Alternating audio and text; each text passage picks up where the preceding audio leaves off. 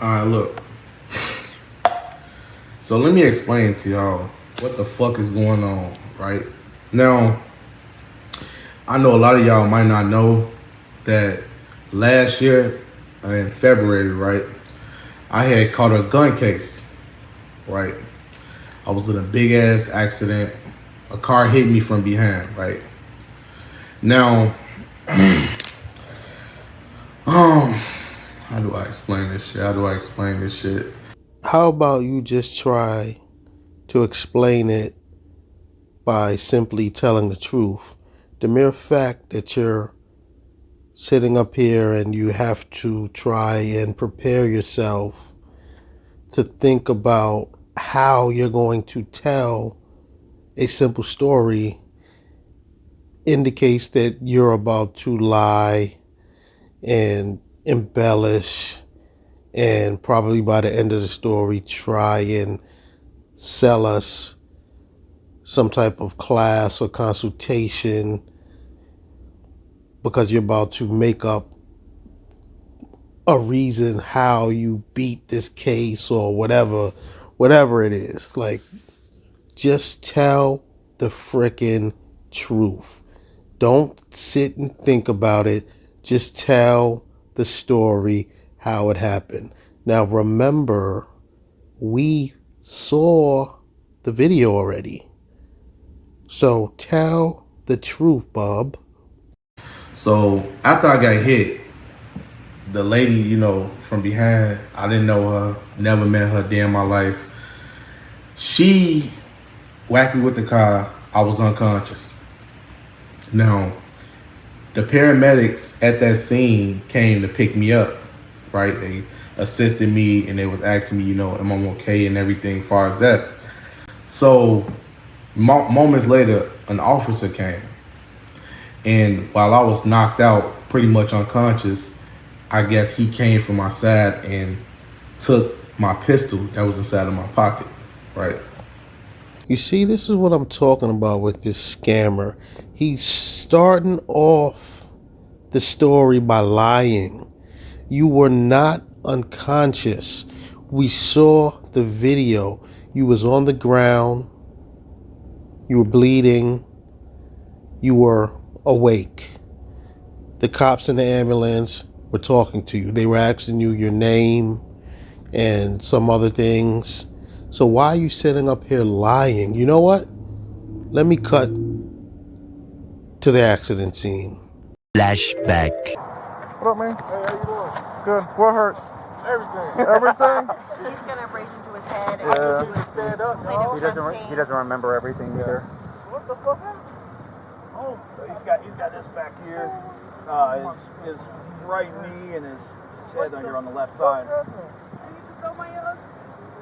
He said he's complaining of chest pain, but we haven't rolled him over at all. That's fine. Stay right there, man. Yeah. Do me a favor, just keep your head down, okay? Yeah. Yep, just relax right there.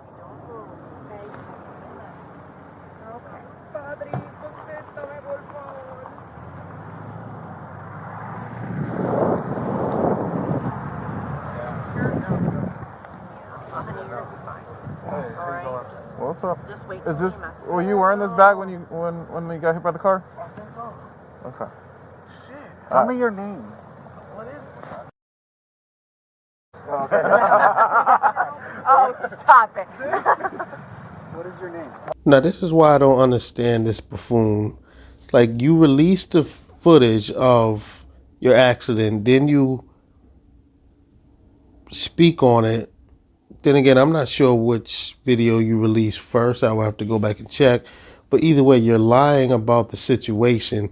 You just said that you were knocked out, which you clearly wasn't. Then you said while you were knocked out, the officers came and took your gun off of your hip or out of your pocket, which isn't true because I just showed footage and the gun was in the bag that they found that you were riding around with. So I don't understand. I don't even understand the point of you lying about what happened when you yourself already released the footage. It literally makes no sense what you're doing right now. So moments later, an officer came.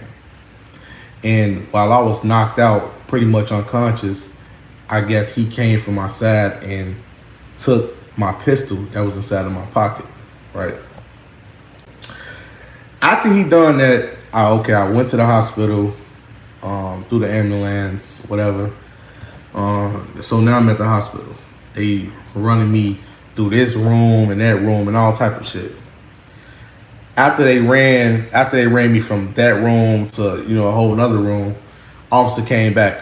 I mean, the nurse came back first, and she asked me a question. She was like, "Sir,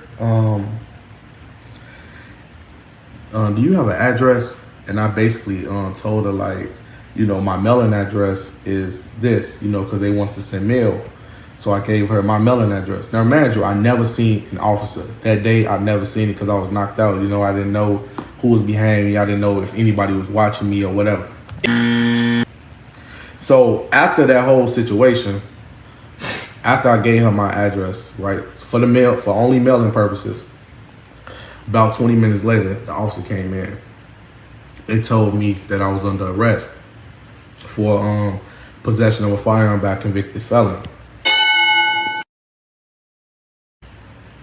So I asked the officer, I'm like, "Have you ran my information?" He was like, "Yeah." He said my information popped up and everything, but I asked him, "Did you see, where it say lifetime concealed weapons permit?" He tried to prolong it to say that wasn't on my passport. But I'm gonna tell you guys what really happened. The reason why I was arrested, it wasn't because I was a felon. It wasn't because I had a firearm. It was because I gave jurisdiction. Excuse me, sir, but how in the doohickey did you come to that conclusion when the officer clearly explained to you why you were being arrested? Number one. Number two, you claim to be a non-citizen national, so the U.S. don't have jurisdiction to arrest you, meaning the cops shouldn't have had jurisdiction to arrest you because you're a non-citizen national. So if everything that you always preach is true, why were they able to arrest you? Now, you said something stupid talking about they ran your passport and you asked them if they saw that you had a lifetime carry and conceal license. When the cops run your passport, the passport doesn't show if you have a gun license or not, which is why when people get gun licenses, they have to keep it with them. It doesn't get linked to your ID or your passport. So what the hell are you talking about? Flashback. Alright, so here's the deal, man. Okay. Alright, so yeah, you're going to jail. Okay. You're going to jail for the weapons charge. Okay. Okay? I don't know what you're talking about the US Embassy for, where you... I'm talking when you ran the passport, what pops up? It just, no, it just comes up with your information. Okay. Yeah, so you're getting handcuffed to the bed. Okay. You're not free to leave, unfortunately. End of flashback. Now, one thing that a lot of you non-citizen nationals got to understand, bro, is when you give jurisdiction like an address, or if you driving around with anything that's in their jurisdiction, they're going to take claim to that. And one thing you should never do is give them jurisdiction. That's the last thing you should fucking do. Don't ever in your life give them jurisdiction. So if you walking around with anything that's pertaining to a mailing address, you are subject to that mailing address. If you walking around with a registered car and they so happen to tow it, then you should understand why they took that car. Now, back to the gun.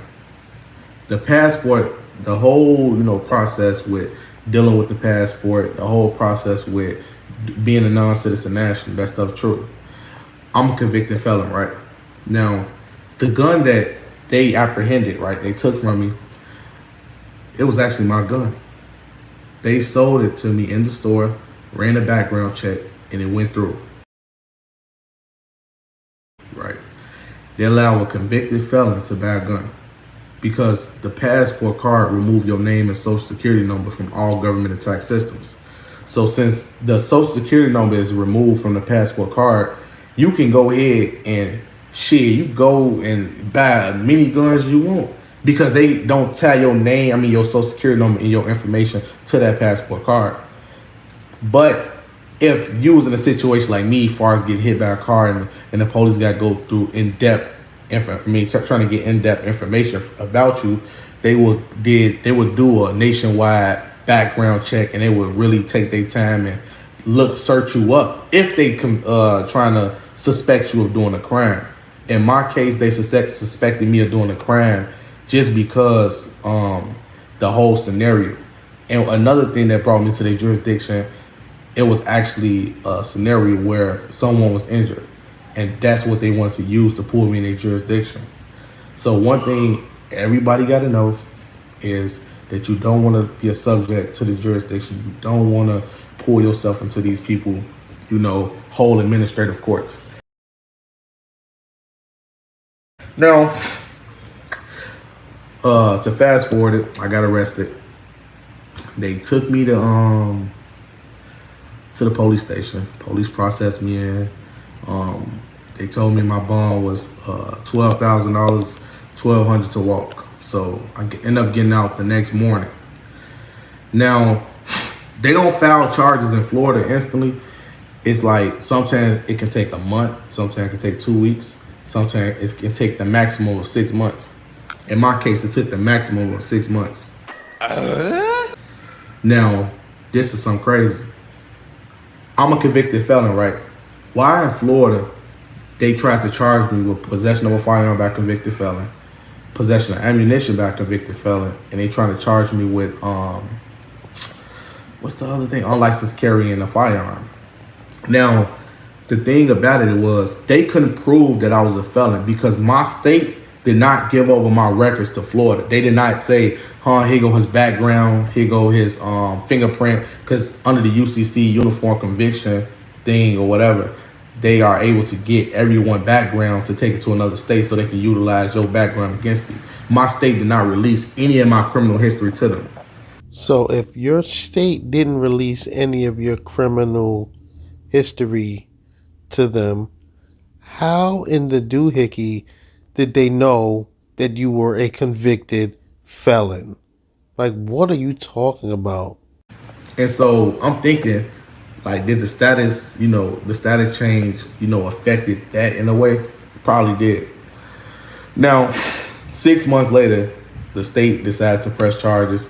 They only charged me with unlicensed and carrying a concealed firearm. So they knocked the other two out because they couldn't prove I was a felon. So now, we're going back and forth to court. Pretty much I'm in a position of being pro se. I'm representing myself. I'm not about to have a lawyer from the bar association to represent me at all, because I didn't trust him. I didn't knew his intent, everything as far as that. So after that whole situation, I demanded that I represent myself. So we had a Feretta hearing. Once the Feretta hearing was done, they basically found that I had knowledge or whatever, that I was able to represent myself. I had, I was competent to represent myself. So after that, soon after the court grants me the right to represent myself, then you had the prosecutor come.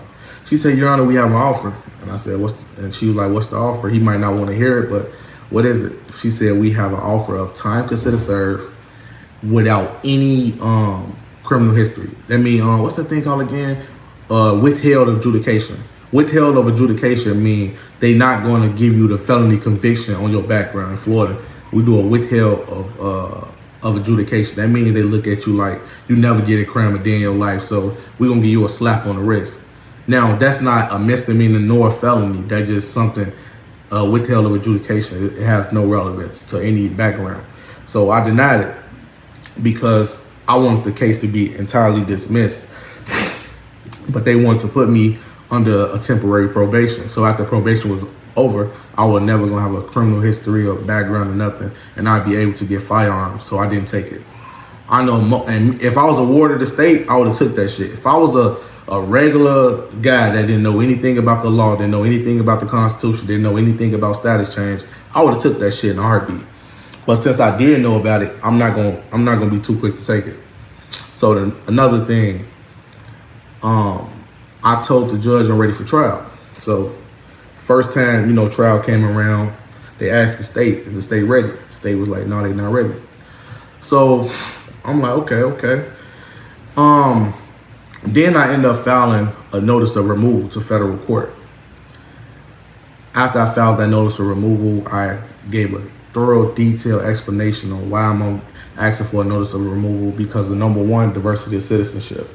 I'm not a United States citizen. I'm not a federal citizen. So we're not going to operate on the assumptions, presumptions, and the acts of color of law.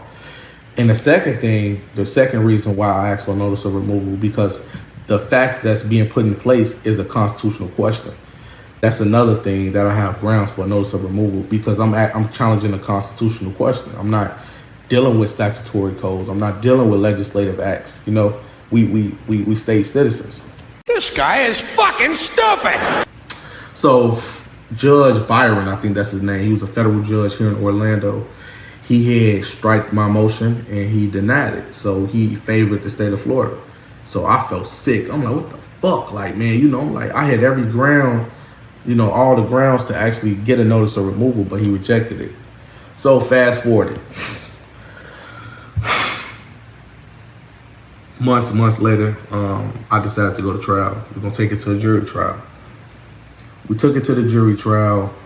Now, you know, I'm representing myself. The judge gave me standby counsel. And so what happened was, people don't even know this.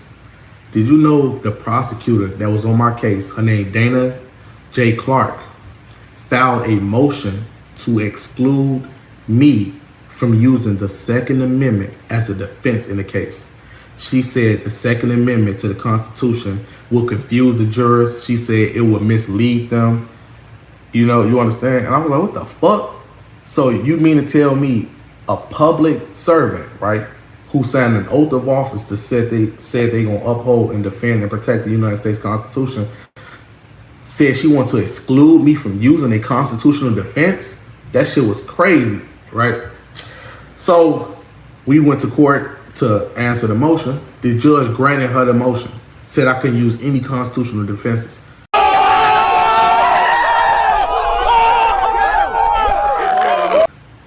I asked the judge, I'm like, Yana, for the record, I'm like, you signed a written a written oath of office to swear to uphold the United States Constitution. She ignored all of that, right? So this is how they get down in these administrative courts, right? So now, I can actually respect the fact that this sovereign citizen is being honest on telling the story about what went on during his trial, or whatever you want to call it. But honestly, this is a clear case of him representing himself, and he was way out of his league. You should have let an attorney represent you, and that whole Second Amendment thing would have possibly got rejected by the judge. But no, you want to represent yourself because you studied law on YouTube. So this is what happens. You get bombarded because you are out of your league and you have no business representing yourself. So, okay, cool. Since they want to break the rules, I'm looking at it like, okay, fuck it, I'm gonna break the rules.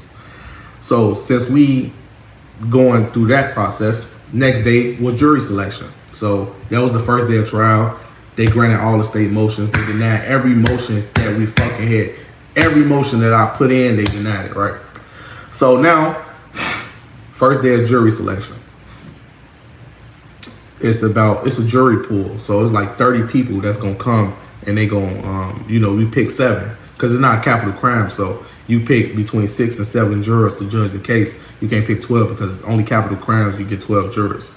So we had to select the 7. So the first couple jurors, right, was asked the question by the state's attorney. So they go first with the question. They asked one of the jurors. They said, "How do you guys feel about gun control?" A lot of people was like, everybody, no one raised their hand, because I live in Florida. Florida is you could say it's a republic state, but they slowly but surely turn into a democratic state. And it's not the people here that's turning Democrats. It's the public officials, like the judges, the legislators, legislation and all that bullshit. The congressmen, the attorney general, all of those people are Democrats, Democratic minds, not Democrat in a way where you think the party, like, because this is what people get a confusion as. They think Democrats means like, oh, like this is a specific party, but not knowing it's two political positions that these people play. One plays on the grounds of the Constitution that believes that everybody have the right and to exercise their rights and exercise their liberties, and you got the other group of people that operates off a fascist government that deal with a majority vote. So the government, and also the government rules. So if you believe in a democracy, you pretty much agreeing that the government got the right to tell you what the fuck to do. You pretty much giving your rights, put them in the hands of the government so they can regulate, license your activities. So now we did the jury selection. Now, after the state's attorney went up and asked questions, I asked questions for potential jurors because they get the rights to pick three. I get the right to pick three, and we get to pick the last one together without any objection. So I asked the jury, and I said, "Does anyone in the jurors, any of you jurors, understand the Constitution? Like, do you guys have any knowledge or any prior knowledge of the Constitution?" And one guy stood up and said, "Yeah, I know a little bit about the Constitution, like not that much, but I understand it's dealing with rights." And I said, "That's good." I said, "Does anyone in the jurors? Is any one of you jurors? Do any of you guys know about the Second Amendment?" The prosecutor was like, "No, Your Honor, no." So she said, "Overruled." So she basically told the state overruled and allowed me to speak, because that's one thing that they didn't want me to do, is speak. And they say, everybody, "Yeah, we know about the Second Amendment. You got the right to keep and bear arms." And I said, "So who knows what's the difference is between rights and privileges?" Everyone just was quiet for a second. Then this white guy, he said, "We got the right to bear arms." I'm like, so me and my what's those things called again, man? Standby counsel. We was looking like, hell yeah, because everybody was kind of woke. And so the white guy said again, he said, "Is there an injured party?" They smell like a pile of bullshit! The prosecutor was like, "No, there is no injured party." And when he said that, I looked at the standby counsel like, we got this case. But the only thing that fucked up the whole case was that those people who was rooting for me got striked by the prosecutor, because the prosecutor asked the question, "If there was any biasness, would you guys favor in any way? Would you favor him or basically feel sorry for him or show any biasness against the state?" They basically said yes. And if we had to judge the case, we would find him not guilty. And the state said, "What if we can prove without a reasonable doubt that he was guilty?" They said the same thing. They said, "We would not find him guilty." This dude is clearly lying. These people are being selected to be possible jurors in your case, and they're just going to automatically tell the prosecutor that yes, they would find you guilty without even hearing the evidence of the case. Like, what are you talking about? You are clearly lying. That is not how the court system work. They're not just going to ask the jurors, "Hey, would you be biased against," like, what are you talking about? Get out of here. And that what made me think like, yes, we got the case, we gonna win. Now, all the jurors left. Soon everyone left. The judge said, "States, you go first." She said, "I'm striking 25, I'm striking 16, I'm striking number 2. Because those are the top 3 people who was rooting in my favor." Now, in my opinion, I didn't believe that the state had, any grounds to strike any of those people for their own opinion, because, as a juror, you got the right under your own discretion to judge however you want to judge. The same way these judges and prosecutors operate cases today, they get the right to judge however they want to judge. But the fucked up thing about it is the judge didn't allow me to use any defense. So now remind you, I'm new to the whole law thing, right? Like, but I feel like I know enough to gravitate and also give good argument. But you're retarded. But I don't know procedures in administrative courts, because in administrative courts it's all about procedures. It has nothing to do with necessarily the argument or law. They don't operate off law. They operate off procedures. So the standard procedures I needed help with. So I hired the attorney, you know, the standby counsel. He's a public defender at standby counsel, just to navigate and help me, you know, fight the case a little bit, like help me navigate with the procedures, because I don't know much about procedures. So he was just teaching me, like, look, you do this, you gotta do it like that, you gotta do that. So I'm like, all right, cool. So now he brought up a topic to the judge. He said, Your Honor, there's an exception to him unlicensed and carrying a firearm. He said, because Taquan was fishing or whatever. The judge looked through the rule book. She was agreeing with it. Then the states came to object, and then the judge favored the states to say, well, he didn't open carry, he concealed carry, so that was a criminal intent. That's what they said. So once we got that strike down, remember, everything got strike down. We didn't have nothing. We ain't had no motherfucking defense. She didn't let us put anything into evidence to challenge the authority, to challenge on a constitutional basis. She didn't let us do none of that shit, right? So the public defender who I'm talking to, I'm like, she's not letting us add any defense? He was like, no, she's not letting us put any fucking defense in. I said, no defense? He said, no.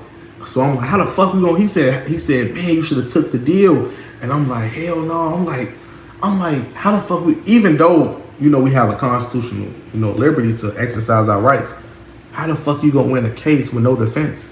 Like, you can't say nothing, because everything we put into evidence, she denied it. Like, okay, we put into evidence that we want to use that I was capping. Okay, excluded. Oh, she denied it.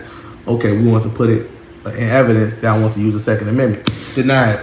Then we put motion to suppress, violating my Fourth Amendment rights to my personal properties and all that stuff. Denied.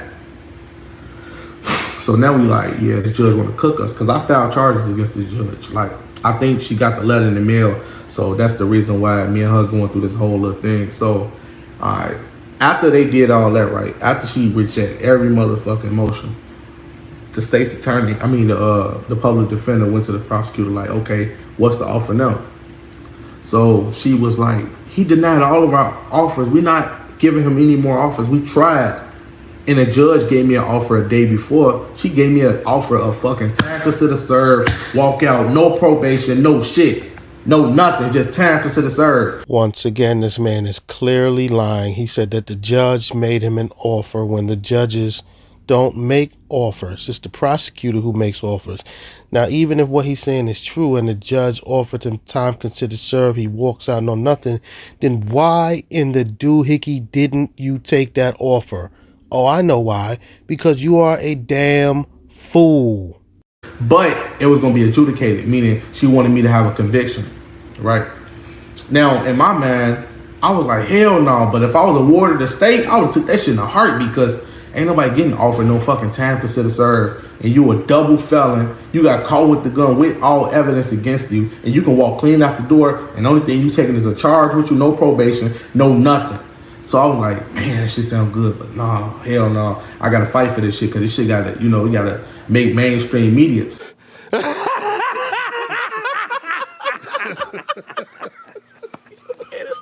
So I'm like, fuck it, we going to trial.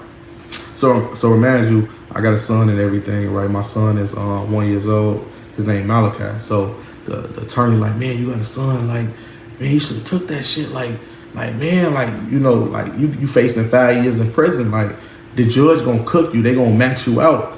So I'm like, you know what? I'm like, man, you gotta stand for something. Fuck it, like we going all the way. And so I guess this the second day of trial, right?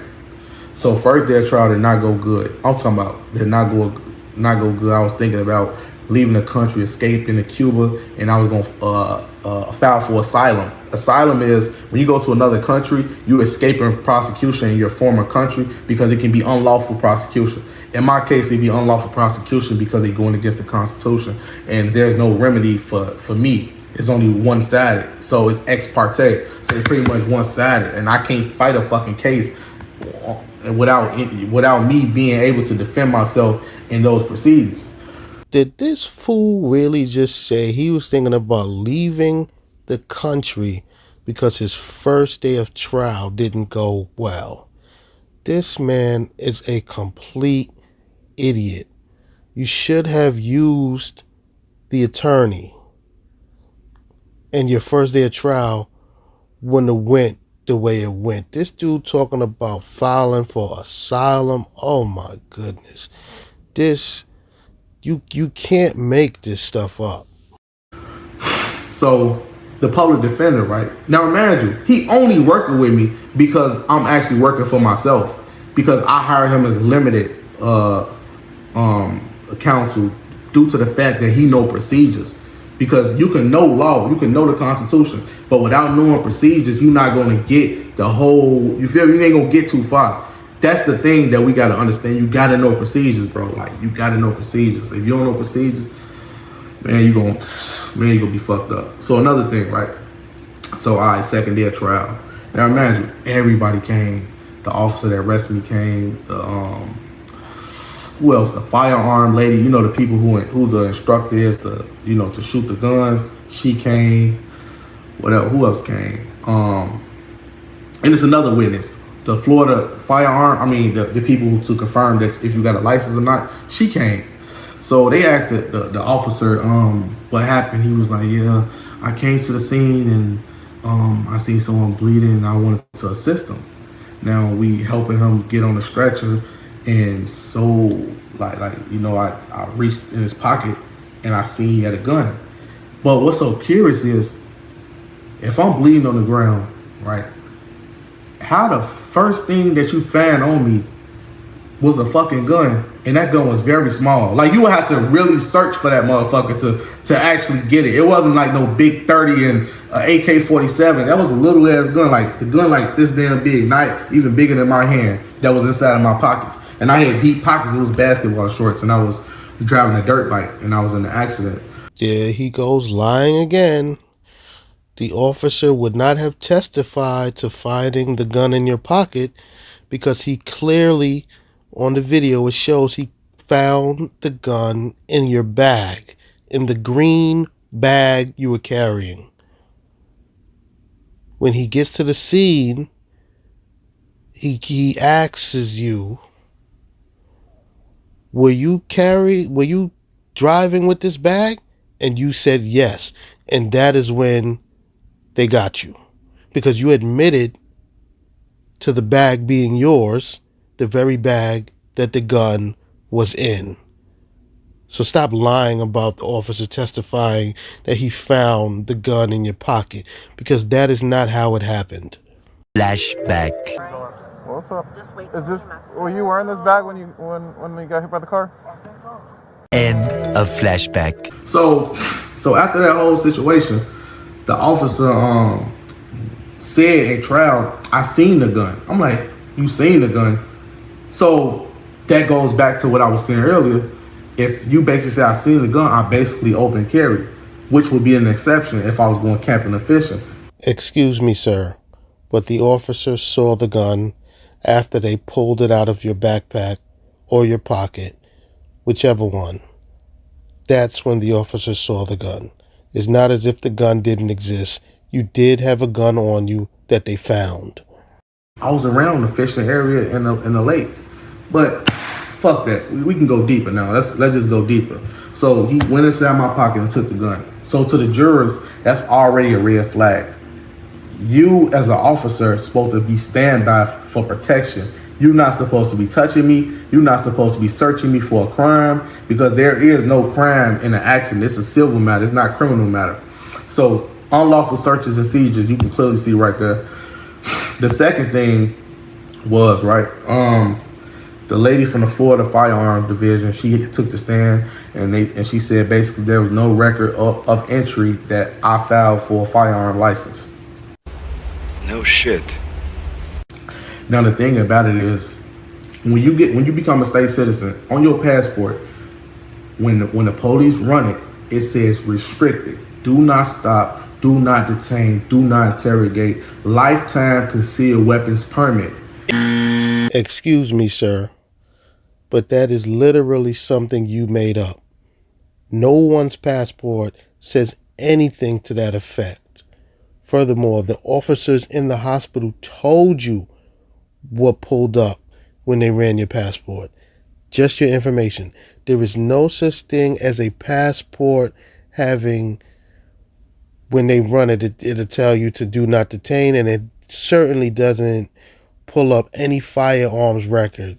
So what are you talking about? This is just the bull crap that you love selling to these idiots on the internet. So you're debunking your own teachings, because when they pulled your passport, none of that stuff that you preach and teach about pulled up.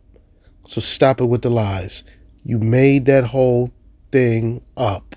Now this is given to you by the Department of State. This ain't got nothing to do with Illinois license. This ain't got nothing to do with Florida license or California license. This is given to you by the Department of State once you become a national.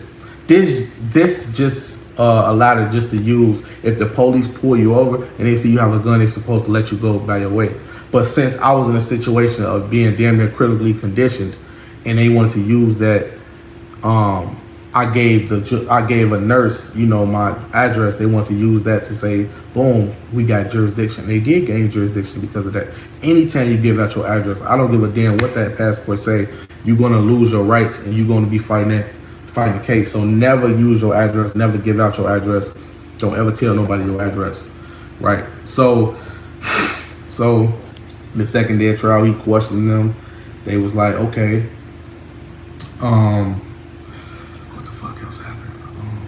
he questioned them, the attorney, he cross-examined all the witnesses. So he brought up something else, right? Now, we rest our arguments and we want to get to closing arguments.